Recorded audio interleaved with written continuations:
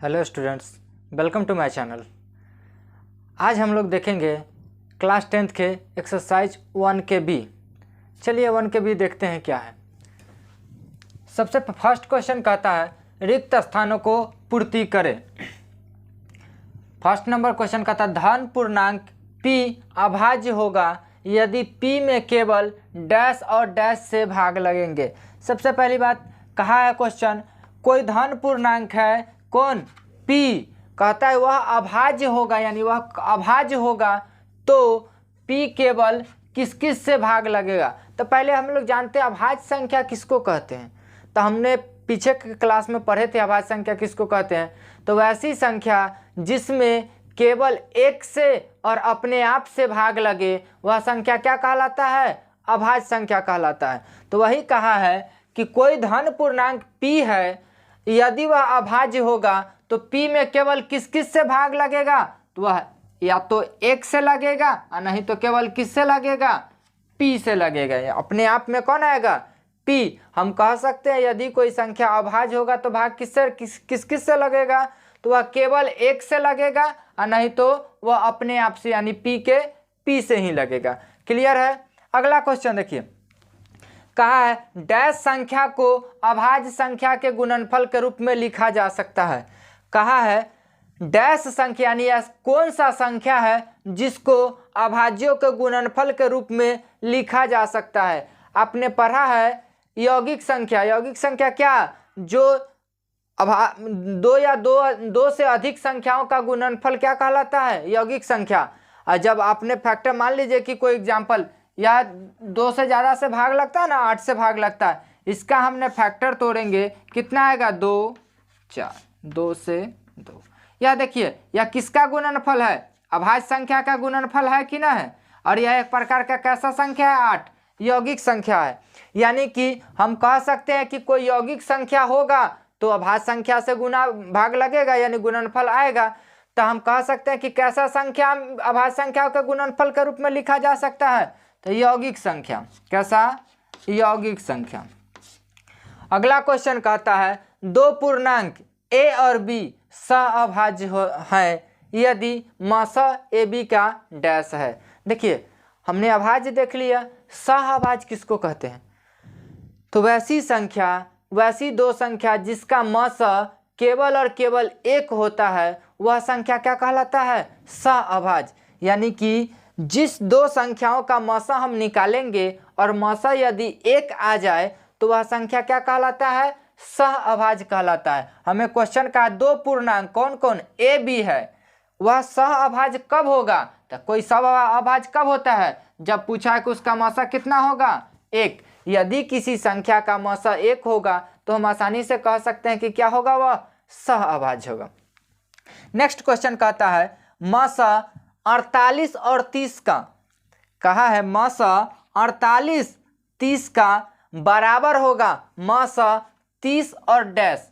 यानी कि कहा हमको क्या कि 48 30 का जो मासा निकालेंगे वह मासा बराबर होगा किसके, 30, और एक और दूसरा कौन सा संख्या लेंगे जिसका मासा बराबर होगा। देखिए 30 48 रहेगा, मासा निकालने में बड़ा 48 है, 48 में ही 30 से भाग लगेगा, तो मासा उसका जो आएगा वह जाहिर सी बात है बराबर किसके, 30 और 48 के ही बराबर आएगा। कंसेप्ट क्लियर है। चलिए नेक्स्ट क्वेश्चन देखिए, कहा है मासा ए बी गुने लसा ए बी बराबर होता है। आपने 6 क्लास से ही फॉर्मूला एक पढ़ते आ रहे हैं, लसा गुने मासा बराबर होता है पहली संख्या गुने दूसरी संख्या। ध्यान से सुनिएगा, यह क्वेश्चन 1 नंबर में आपके बोर्ड एग्जाम में आते ही आते हैं, समझे। ऑब्जेक्टिव में पूछता है लसा गुने मासा बराबर डैश गुने डैश लिख देता है, चाहे मासा गुने आप पढ़े थे मासा गुने लसा बराबर संख्याओं का गुणनफल, आपसे कुछ भी पूछ सकता है। तो हमें क्या पता है, मासा गुने लसा बराबर होता है पहली संख्या गुने दूसरी संख्या। संख्या पहली कौन सा दिया हुआ है, a, और दूसरी संख्या कौन सा दिया हुआ है, b। तो हम कह सकते हैं a गुने b। क्लियर है। देखिए नेक्स्ट नंबर क्वेश्चन कहता है 2 नंबर निम्नलिखित गुणनखंडन में अज्ञात संख्याओं को लिखे। कहा है निम्न गुणनखंडन में अज्ञात संख्याओं को लिखे। यानी नीचे जो गुणनखंडन किया गया है इसमें जितना भी खाली जगह दिया गया है उसको हमें लिखना है। और 1 नंबर क्वेश्चन में एक और बात कहा है क्या सबसे ऊपर की संख्या अन्य संख्याओं को बिना ज्ञात किए मालूम की जा सकती है और क्यों। देखिए कहना है कि जो गुणनखंडन या किया गया है इसकी सभी संख्याओं को पहला काम है हमें लिखना। और कहा यदि हम लिखेंगे तो पूछा है कि यदि हम बिना और सारी संख्याओं को निकाले सबसे ऊपर वाली संख्या को हम निकाल सकते हैं। देखिए इस क्वेश्चन के लिए हम सबसे ऊपर वाली को बिना गुणनखंड बिना इस 2 संख्याओं निकाले हम निकाल सकते हैं। क्यों निकाल सकते हैं? देखिए यह क्या है 17, 17 क्या है अभाज्य संख्या, यह क्या है अभाज्य संख्या, यह क्या है अभाज्य संख्या, यह क्या है अभाज्य संख्या। यानी सारा क्या है अभाज्य संख्या का गुणनखंड है। और अभाज्य संख्याओं का गुणनखंड क्या होता है? अभाज्य संख्याओं का गुणनखंड ही उसका गुणनफल ही गुणनखंड ना होता है। तो हम कह सकते हैं हाँ निकाल सकते हैं क्योंकि हर स्टेप का हमें पता है और हर एक स्टेप क्या है अभाज्य संख्या है। तो अभाज्य संख्या अगला जब तक ले उससे गुना नहीं होगा नहीं देगा। तो हम इससे गुना करेंगे हमको यहाँ तक पहुँचा देगा। सबसे पहला स्टेप देखिए बनाना शुरू करते हैं। पहले तो कहा है कि अज्ञात को मालूम कीजिए, मालूम करते। देखिए यहाँ कितना होगा 17 और 2। यहाँ जो संख्या होगा उसको किस रूप में तोड़ा गया है तो 1 2 1 17 का मतलब यहाँ क्या होगा 17 2 गुना होगा कितना 17 दूना 34। यहाँ कितना होगा 34। देखिए यहाँ 34 है, यहाँ 2 है, यहाँ 2 है, यहाँ 34 है। तो यहाँ 34 2 यहाँ कितना होगा 34 दूना कितना 68, कितना 68। अब यहाँ देखिए 68 और 2 68 दूना कितना होता है 60 दूना 120, 8 दूना 16 136। यह संख्या कितना है 136। हम इसे पहले मालूम कर लेंगे। और क्वेश्चन कहा है कि क्या बिना इसको बीच वाला सबको मालूम किए ऊपर वाला निकाल सकते हैं? तो कहेंगे हाँ हम निकाल सकते हैं क्योंकि यह सारा गुणनखंड किसका है अभाज्य गुणनखंड है। तो इसका जो भी गुणनफल होगा यही ऊपर वाला का होगा। आप निकाल सकते हैं 17 दूना 34, 34 दूना 68, 68 दूना कितना 136। निकल सकता है कि नहीं निकल सकता है? क्लियर है। सेकंड नंबर क्वेश्चन देखिए, इसका सेकंड नंबर भी वही कहा है कि खाली जगह को हमें निकालना है गुणनखंड। देखिए यह 72 है, 72 से एक गुणनखंड इसका 8 है तो दूसरा कितना होगा तो 8 नमा 72 कितना मरतबे यह 9 रहा होगा। 72 का गुणनखंड कितना 8 और 9 होगा। अब यह 8 का गुणनखंड कितना होगा तो 8 का अभाज्य संख्या कितना 2 2 2 2 चौका 2 दूना 4, 4 दूना 8, 8 का गुणनखंड यही होगा। 9 का गुणनखंड कितना हो सकता है तो 3 3 3 तिहाई 9। इसको बना सकते हैं। क्लियर है। देखिए नेक्स्ट क्वेश्चन है हमारा 3 नंबर। 3 नंबर क्या कहता है निम्नलिखित का अभाज्य गुणनखंडन करे। यानी जो संख्या दिया गया इसको हमें क्या करना है अभाज्य गुणनखंड करना है। अभाज्य गुणनखंड करना हमने 9th में भी देखा था, 8 में भी देखा था हम लोग। चलिए इसका अभाज्य गुणनखंड करते हैं।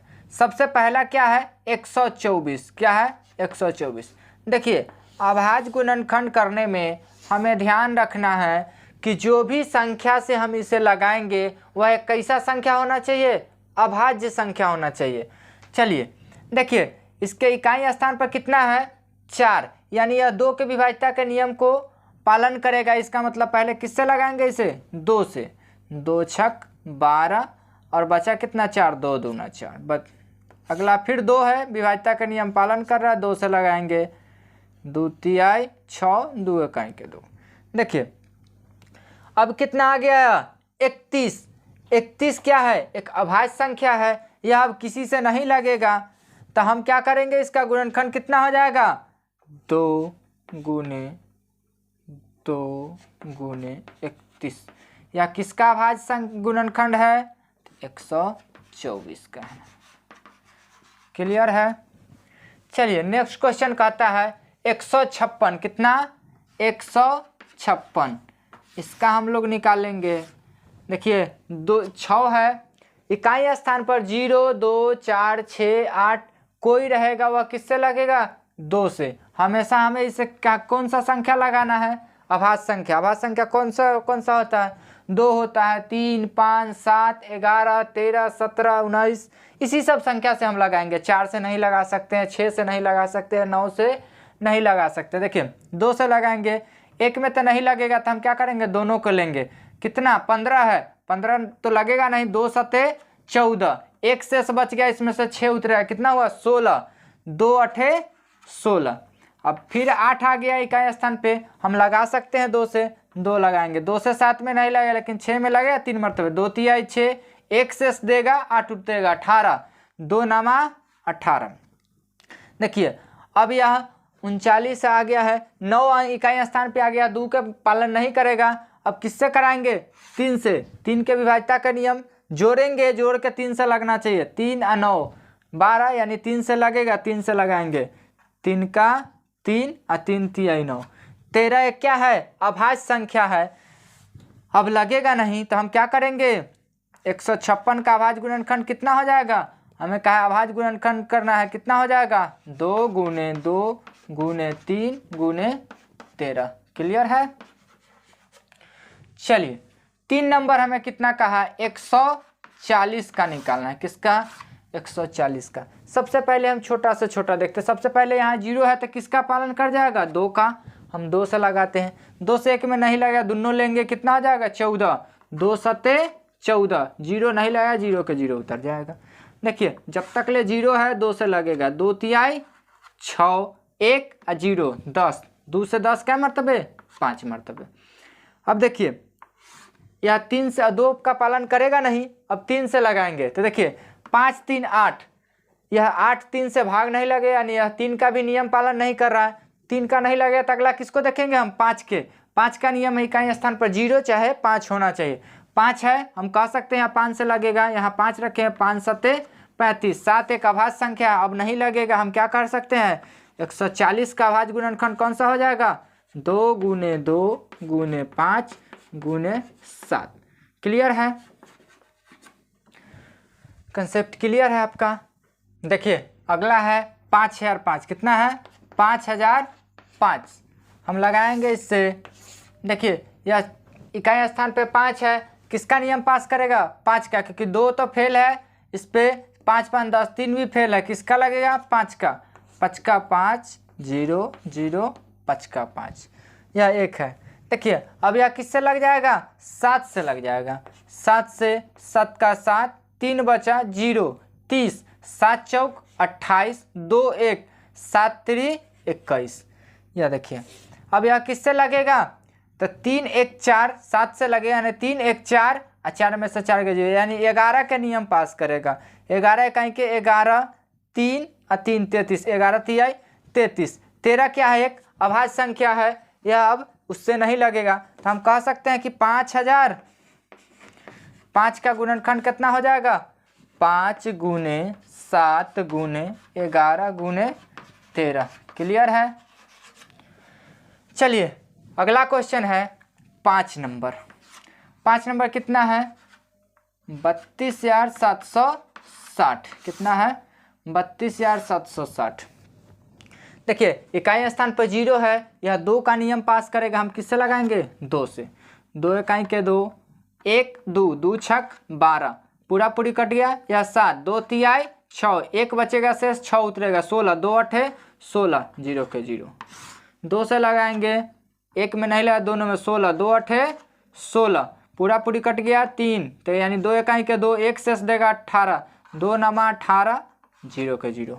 देखिए 0 है, 2 से लगेगा, 2 चौका 8, पूरा पूरी कट गया, 1 उतरेगा, 1 से भाग नहीं लगा, तो हम किसको उतारेंगे, 9 के। 2 संख्या उतारते हैं भाग में तो हम क्या करते हैं, 0 लगाते हैं, तो हम क्या दे देंगे 0, 19, 2 नमा 18, 1 और 0, 2 पचे 10। अब देखिए इसके बाद हम 2 के बाद 2 तब लगेगा नहीं, 3 का चेक करते हैं, 5 4 9 9 18, यानी कि यह 3 से लगेगा। 3 से लगाएंगे कितना, 3 इकाई के 3, 1 0, 3 तिहाई 9, 1 9, 3 छक 18, 1 5, 3 पचे 15। देखिए फिर से 3 चेक कीजिए, 5 1 6 6 12 12 3 15, यानी 3 से लग जाएगा। 3 चौका 12, 1 का 6, 3 पचे 15, 1 का 5, 3 पचे 15। अब देखिए अभी किसका लगेगा, 3 तो पास करेगा नहीं, 5 5 10 6 14, अब किसका पास करेगा, 5 का।